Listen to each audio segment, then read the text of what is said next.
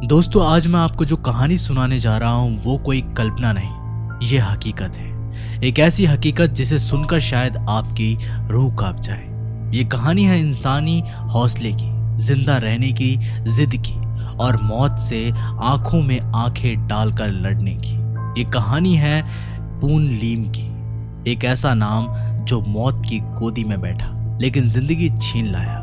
जरा आंखें बंद करके इमेजिनेशन करिए, असंख्य लहरों के बीच अकेले, चारों ओर सिर्फ और सिर्फ पानी, ना जमीन ना इंसान, ना कोई उम्मीद, सिर्फ डर, सन्नाटा और मौत की परछाई।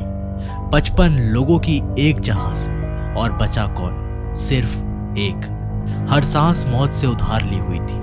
हर सुबह जैसे सूरज आग बरसा रहा हो, हर रात समंदर की ठंडी हवाएं जैसे रूह तक को जमा दे। भूख इतनी कि पेट खुद को खा जाए, प्यास ऐसी कि गला कांटों सा चुभे, और ऊपर से हर पल एक नया खतरा। कभी दूर से आता एक तूफान जिसकी एक लहर सब कुछ निकल जाए, कभी पानी में मंडराती भूखी शार्क जो जरा सी चूक पर शरीर को नोच डाले, और सबसे खतरनाक वो अकेलापन जो धीरे धीरे इंसान को अंदर से खा जाता है। लेकिन पून लीम, उसने हार नहीं मानी। उसने डर को शिकस्त दी, भूख को मात दी और तूफान से लड़कर जिंदा लौटा। 133 दिन, हर लम्हा मौत से लड़ाई, हर पल जिंदा रहने की जंग, और आखिर में वो जीत गया। तो दोस्तों, क्या आप तैयार है इस रोंगटे खड़े कर देने वाले, दिल दहला देने वाले कहानी सुनने के लिए? यकीन मानिए, ये सिर्फ एक कहानी नहीं, ये एक ऐसा सबक है कि जब तक सांसें हैं, उम्मीद जिंदा है, और जब इंसान ठान ले तो मौत भी रास्ता बदल लेती है। और हाँ, अगर आपने अब तक चैनल को सब्सक्राइब नहीं किया है तो अभी कर लीजिए, क्योंकि ऐसी कहानियां कहीं और नहीं मिलेगी। तो चलिए, दिल थाम के बैठिए, क्योंकि अब शुरू होती है वो सच्ची कहानी जिसमें हर लहर के पीछे छुपा है एक नया खतरा, और हर सांस के साथ चलती है जिंदगी और मौत की जंग। ये कहानी शुरू होती है एक ऐसे आम से लड़के से जिसे कभी किसी अखबार की हेडलाइन बनने का शौक नहीं था। उसका नाम था पून लीम। चीन के हाइनन द्वीप के एक छोटे से गांव में गरीबी की चादर ओढ़े वो अपनी जिंदगी की जंग लड़ रहा था। माँ बाप जैसे तैसे 2 वक्त की रोटी जुटाते, और पढ़ाई भी हालात के आगे हार मान गई। पेट की आग बुझाने के लिए पून लीम ने एक फैसला लिया, ब्रिटिश मर्चेंट नेवी में नौकरी करने का। ये साल था 1942 का, जब पूरी दुनिया पर युद्ध का साया मंडरा रहा था। पून लीम को SS बेनोलोमंड नाम के एक जहाज पर तैनात किया गया। ये जहाज केप टाउन से सूरीनाम की ओर बढ़ रहा था। जहाज पर कुल 55 लोग सवार थे, ज्यादातर जवान, मजबूत और समंदर के पुराने खिलाड़ी। लेकिन किस्मत को कुछ और ही मंजूर था। 16 नवंबर 1942 दोपहर का वो वक्त, समंदर एकदम शांत था, जैसे किसी बड़े तूफान से पहले की खामोशी। किसी को अंदाजा भी नहीं था कि पानी की गहराई में मौत अपना जाल बिछाए बैठी है। अचानक समंदर की सतह फटते हुए एक जर्मन पनडुब्बी उभरे। एक तेज आवाज, एक भयानक धमाका, टारपीडो ने जहाज को चीर दिया। SS बेनोलोमंड कुछ ही मिनटों में 2 टुकड़ों में बट गया। चारों ओर आग की लपटें, डूबते लोग, चीख पुकार और हाहाकार। हर कोई अपनी जान बचाने के लिए जूझ रहा था। इसी अफरा तफरी में पून लीम भी जहाज से कूद पड़ा। किस्मत ने उस दिन उसका हाथ थाम लिया था। एक लाइफ जैकेट उसे मिल गई। उसी के सहारे वो पानी में तैरता रहा, जबकि उसके चारों तरफ मौत का तांडव चल रहा था। सोचिए, 55 में से सिर्फ एक इंसान, पून लीम, जिंदा बचा। बाकी सब या तो आग की भेंट चढ़ गए या समंदर की गहराई में हमेशा के लिए गुम हो गए। लेकिन असली कहानी तो अब शुरू होती है, क्योंकि अब पून लीम को समंदर के बीचों बीच अकेले मौत से लंबी जंग लड़नी थी। करीब 2 घंटे तक पून लीम समंदर की लहरों में जूझता रहा। हर लहर जैसे उसकी ताकत को चूस रही थी। शरीर थक कर चूर चूर हो चुका था, लेकिन उसकी आंखों में अब भी जीने की चमक थी। अचानक दूर कहीं समंदर की लहरों के बीच उसे एक लकड़ी की नाव, एक टूटी फूटी राफ्ट नजर आई। शायद वही उसकी आखिरी उम्मीद थी, जो जहाज के डूबने के बाद बच गई थी।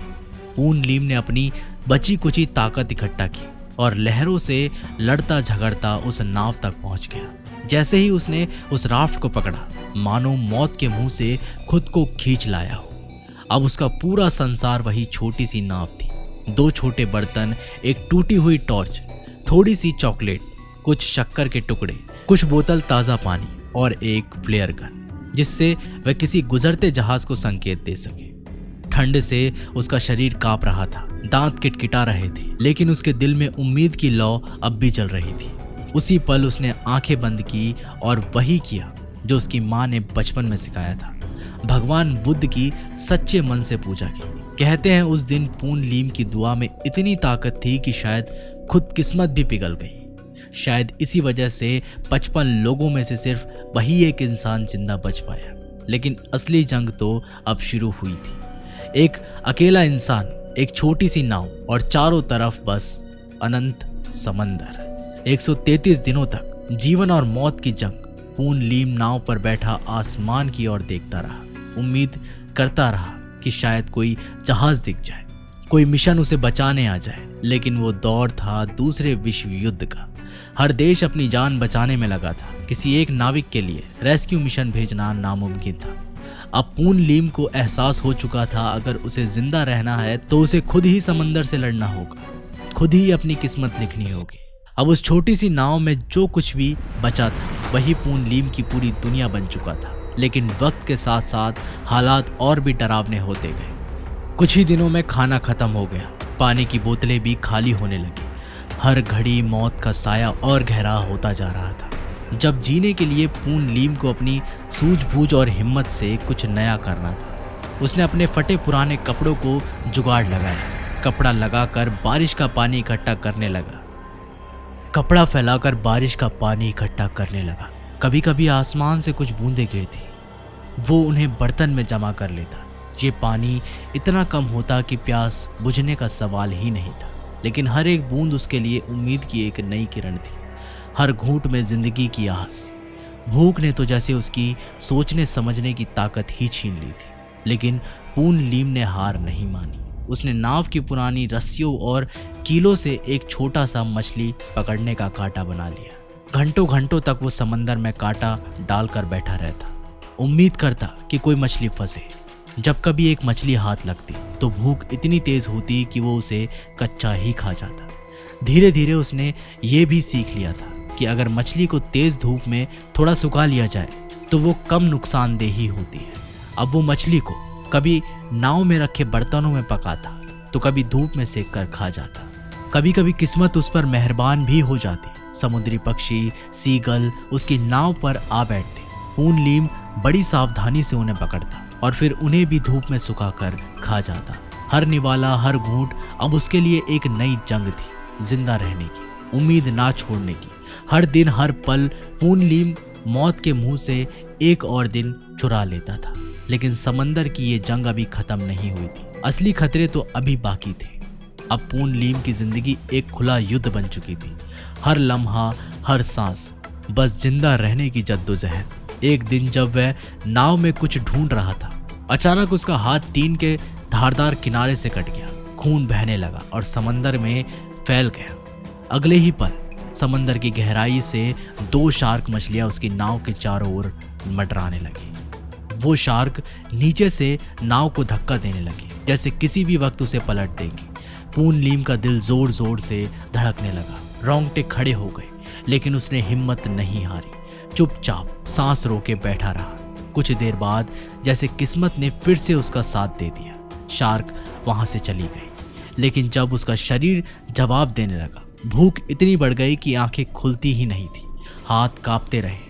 कई बार तूफान आता और जो मछलियां उसने बड़ी मेहनत से बचा कर रखी थी वो भी लहरों में बह जाती। दिन में सूरज की आग जैसी तपीश उसकी त्वचा को झुलसा देती। रात में बर्फ जैसी ठंड उसकी हड्डियां तक को जमा देती। सांसें भारी हो चली थी, लेकिन उसके इरादे अब भी चट्टान जैसे मजबूत थे। हर रोज वह आसमान की ओर देखता, कभी कोई जहाज, कभी कोई धुआं, कोई उम्मीद, बट हर दिन वही सुनसान समंदर, वही डरावनी खामोशी। और ऐसे ही बीत गए 20 दिन, 40 दिन, 80 दिन। हर दिन एक नई जंग, हर सांस एक नया युद्ध। लेकिन पून लीम ने हार नहीं मानी। कई बार भयंकर तूफानों ने उसकी नाव को घेर लिया, कभी दिन में कभी रात में। लहरें इतनी ऊंची उठती कि लगता अभी नाव समंदर में समा जाएगी। कई बार तो वह रात में सोते सोते अचानक पानी में गिर जाता। कभी जब वह मछली पकड़ने के लिए पानी में उतरता तो उसकी छोटी सी नाव लहरों के साथ दूर निकल जाती। लेकिन पून लीम ने हार नहीं मानी। वह तैरकर किसी भी तरह अपनी नाव तक पहुंच जाता। रात को जब वह सोने की कोशिश करता तो उसकी कमर को रस्सी से नाव में बांध लेता, ताकि अगर वह गिर भी जाए तो नाव दूर ना चली जाए। ये सब सुनने में जितना आसान लग रहा है, वे सब बिल्कुल आसान नहीं था। हर बार थोड़ा और थकान, हर बार जिंदगी से और भी ज्यादा लड़ना। लेकिन पून लीम ने उस छोटी सी नाव को ही अपनी दुनिया मान लिया था। वही उसकी उम्मीद थी, वही उसका घर, वही उसकी आखिरी जंग का मैदान। अब पून लीम की जंग अपनी हदें पार कर चुकी थी। वह हड्डियों का ढांचा बन चुका था, आंखें गहरे गड्ढे में धंस चुकी थी, होठ सूख कर सफेद पड़ गए थे। लेकिन दिल में उम्मीद की एक छोटी सी लौ अब भी जल रही थी। कभी कभी दूर समंदर में बड़े बड़े जहाज नजर आते हैं तो वह अपनी आखिरी ताकत जुटाकर खड़ा हो जाता, चिल्लाता, हाथ दिखाता, हाथ हिलाता, फ्लेयर गन से आसमान में संकेत छोड़ता। लेकिन कोई जवाब नहीं आता, कोई मदद नहीं। उसकी नाव इतनी छोटी, इतनी हल्की और पानी में घुली हुई थी कि दूर से देख पाना नामुमकिन था। एक दिन तो दो बड़े युद्धपोत उसके बेहद करीब से गुजरे। पून लीम ने जान लगा दी, फ्लेयर छोड़ी, चिल्लाया, लेकिन नतीजा वही सन्नाटा। हैरानी की बात यह थी कि जहाज के कुछ सैनिकों ने उसे देखा भी, लेकिन फिर भी मदद नहीं की। उस वक्त पूरी दुनिया युद्ध की आग में झुलस रही थी और हर किसी को डर था कि कहीं ये दुश्मनों का जाल ना हो, कोई चाल ना हो। इसलिए उन्होंने पून लीम की पुकार को अनसुना कर दिया। कई बार अमेरिका की नौसेना के प्लेन उसके ऊपर से गुजरे। पून लीम ने उन्हें भी पुकारा, हाथ हिलाया, लेकिन कोई उसे समझ नहीं पाया। एक बार तो एक विमान ने उसके लिए एक बोर्ड भी गिराया, शायद मदद का कोई संदेश, लेकिन समंदर की लहरों ने उसे भी निगल लिया। अब पून लीम के मन में डर ने घर कर लिया था। शायद अब यही मेरा अंत है, शायद मेरी कहानी यही खत्म हो जाएगी। लेकिन वह हार मानने वालों में से नहीं था। उसने खुद से वादा किया था, जब तक सांस है तब तक जागे। फिर एक दिन जब समंदर शांत था और सूरज की रोशनी पानी के भीतर तक उतर रही थी, पून लीम ने पहली बार समंदर की जमीन देखी। उसकी नाव धीरे धीरे एक चट्टान से टकराई। उसका दिल जोर जोर से धड़कने लगा। क्या मैं सच में जमीन के करीब? और फिर 5 अप्रैल 1943 का वो ऐतिहासिक दिन आया। 133 दिनों की उस भयानक जंग के बाद कुछ ब्राजीलियन मछुआरे वहां से गुजरे। उन्होंने एक नाव में बेसुध कंकाल जैसे इंसान को देखा। पास गए, देखा वो अब भी सांस ले रहा था। तुरंत उसे किनारे लाया गया, खाना पानी दिया गया, डॉक्टरों के पास पहुंचाया गया। पूरी दुनिया हैरान हो गई। एक इंसान 133 दिन अकेले समंदर में मौत के मुंह से लौट आया। ब्राजील के मछुआरों ने पून लीम को अस्पताल पहुंचाया, वहां जहां वह करीब 1 महीने तक जिंदगी और मौत के बीच झुलसता रहा। लेकिन जब वह ठीक होकर आया तो एक साधारण नाविक अब पूरी दुनिया का हीरो बन चुका था। हर देश ने उसे बुलाया, सम्मानित किया, उसके साहस को सलाम किया। उसे मेडल मिले, सेलिब्रिटी ट्रीटमेंट मिला। पून लीम ने अपने अनुभव से सीखा और दूसरों को सिखाया कैसे समंदर में अकेले जिंदा रहा जा सकता है। उसने नेवी अफसरों और समुद्री यात्रियों को ट्रेनिंग दी ताकि कोई और अगर ऐसी जंग में फंस जाए तो हार ना माने। दोस्तों, आपने इस वीडियो को अंत तक देखा, इसके लिए दिल से शुक्रिया और चैनल को सब्सक्राइब करना मत भूलना। फिर मिलेंगे एक और हैरान कर देने वाली कहानी के साथ। तब तक के लिए बाय और खुद का ख्याल रखना।